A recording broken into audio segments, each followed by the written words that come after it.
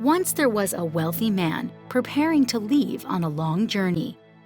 He gathered his servants together and gave careful instructions on what to do while he was away. "I will be leaving you shortly and may not return for quite some time," he explained to them. "I am putting you in charge of my wealth so that my estate will continue to prosper even while I am away." So the master divided his wealth among his servants based on each one's ability to manage it. The first servant was given 5 talents. Each talent was equal to thousands of dollars.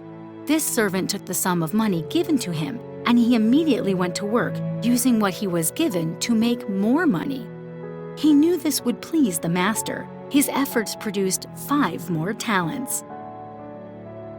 The second servant was given 2 talents. Not as much as was given the first servant, but still a great deal of money. This servant took what was given to him and, like the first servant, dutifully invested it to make more money. He too knew this would please the master. His efforts produced 2 more talents. The third servant was given 1 talent, less than the other servants, but still a good amount of money. This servant failed to see the value in the opportunity that the master had given him, and fearing any risk to it, promptly went out and dug a hole and buried it in the ground. Many days, weeks, and months passed, and finally the master returned. Eager to find out the condition of his property and wealth, he called his servants together to hear what they had done with what he had given them to manage.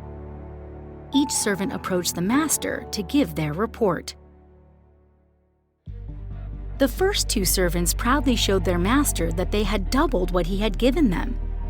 The master smiled. "Well done, my good and faithful servants. You have been faithful with a few things.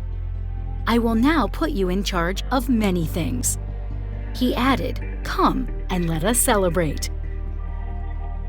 Then the last servant, who had been trusted with 1 talent, approached the master and accused him, saying, "You are a hard man to please. So in fear of you, I buried the money you gave me into the ground. Here is the 1 talent that belongs to you." The master was furious.